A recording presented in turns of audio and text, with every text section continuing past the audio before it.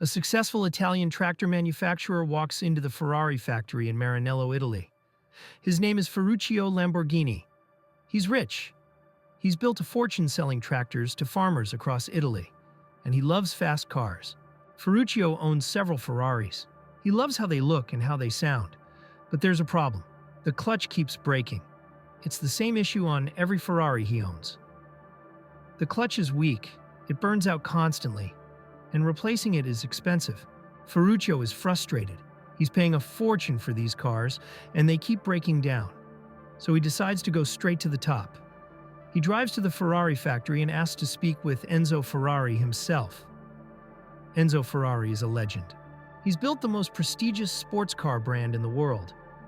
He's arrogant, proud, and doesn't take criticism well. When Ferruccio walks into Enzo's office, he's polite. He explains the clutch problem. He suggests that Ferrari could use a better clutch, maybe one similar to what Ferruccio uses in his tractors. Enzo Ferrari listens. Then he stands up. He looks Ferruccio in the eye and says, "You're a tractor maker. You know nothing about sports cars. The problem is not my cars. The problem is you don't know how to drive them. Go back to your tractors and leave the sports cars to me." Ferruccio is humiliated. He's just been insulted by Enzo Ferrari in front of his own staff. But instead of leaving quietly, Ferruccio makes a decision. If Ferrari won't build a perfect car, he'll do it himself. He'll build a car that's better than Ferrari. He'll build a supercar that makes Ferrari look second-rate, and he'll do it out of pure spite. Within 4 months, Ferruccio Lamborghini will assemble a team of the best engineers in Italy. Within a year, he'll unveil a car that shocks the world. And within a decade, Lamborghini will become one of the most iconic automotive brands in history. All because Enzo Ferrari told him to go back to his tractors. This is the story of how an insult created a legendary rivalry and gave birth to one of the greatest supercar brands ever made. Let's rewind to 1916. Ferruccio Lamborghini was born in a small farming town in northern Italy. His family were grape farmers. They were poor. Italy was in the middle of World War I. Life was hard. But Ferruccio was obsessed with machines. As a kid, he would take apart farm equipment just to see how it worked. After World War II, Ferruccio served in the Italian Air Force as a mechanic. He learned how to fix engines, how to work with metal, how to build and repair machines. When the war ended, Ferruccio returned to his family's farm, but he didn't want to be a farmer. He wanted to build things. Italy was rebuilding after the war. There was a huge demand for tractors. Farmers needed machines to replace the labor they'd lost during the war. Ferruccio saw an opportunity. He started a company called Lamborghini Trattori. He built tractors using surplus military parts left over from the war. His tractors were simple, reliable, and affordable. Italian farmers loved them. Within a few years, Lamborghini Trattori became one of the largest tractor manufacturers in Italy. Ferruccio became wealthy. By the early 1960s, Ferruccio was a millionaire. He had money, success, and a passion for fast cars. He bought a Mercedes. He bought a Maserati.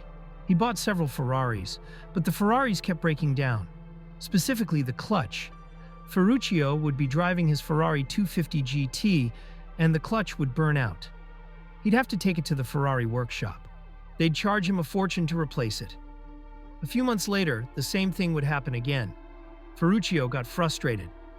He was a mechanical engineer. He knew how clutches worked. So he took apart the Ferrari clutch to see what was wrong. What he found shocked him. The clutch Ferrari was using was cheap. It was the same clutch used in one of Ferruccio's tractors. Ferrari was charging a premium price for a car with tractor parts. Ferruccio couldn't believe it. He'd been paying a fortune for Ferraris, and they were using the same cheap clutch he put in his tractors. So he decided to confront Enzo Ferrari directly. Ferruccio drove to the Ferrari factory in Maranello. He walked into Enzo Ferrari's office. He explained the problem. He told Enzo that the clutch was weak and suggested using a better one. Enzo Ferrari was furious. How dare this tractor maker criticize his cars? Enzo looked at Ferruccio with contempt and said, "The problem is not the car. The problem is that you don't know how to drive a Ferrari.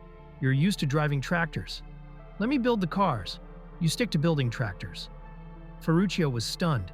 He'd just been publicly humiliated by one of his idols. But instead of walking away, Ferruccio got angry. If Enzo Ferrari thought he was just a tractor maker, Ferruccio would prove him wrong. He'd build a car so good, it would make Ferrari look like a joke.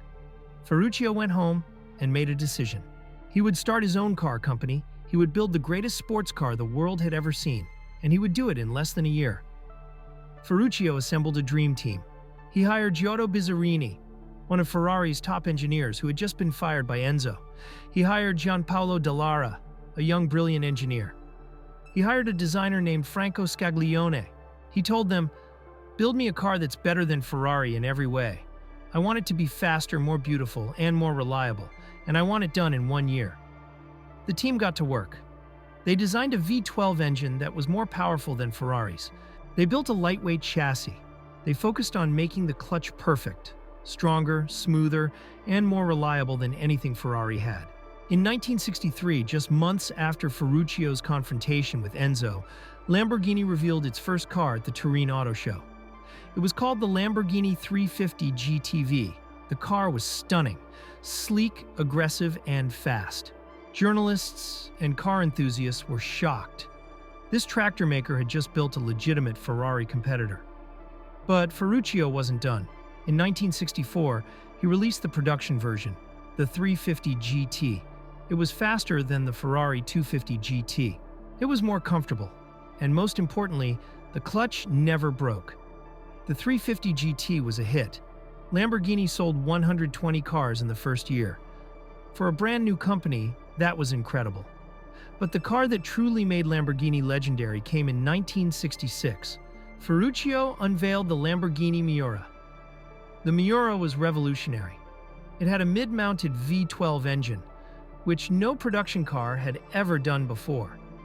It could go over 170 miles per hour, making it the fastest production car in the world.